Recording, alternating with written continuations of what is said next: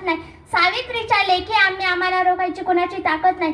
मी आपणासमोर सावित्रीबाईंविषयी काही सांगणार आहे ते तुम्ही शांत चित्तेने ऐकावे ही नम्र विनंती. माझे नाव श्रद्धा अशोक देवरे, इयत्ता 7वी विद्यार्थिनी, श्रीमती यशस्वी शेळके परिवार हायस्कूलची विद्यार्थिनी.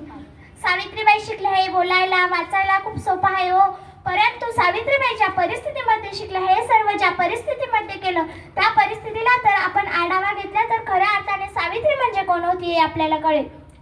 अहो, ज्या काळात मुलगी जन्माला यायला हेच पाप मानले जायचं, मुलगी 9 ते 10 वर्षाच्या असायचं, त्यांचं लग्न एका वयोवृद्ध व्यक्तीशी किंवा त्यांच्यापेक्षा 20 ते 25 वर्षाच्या मोठ्या व्यक्तीशी लावून दिलं जायचं.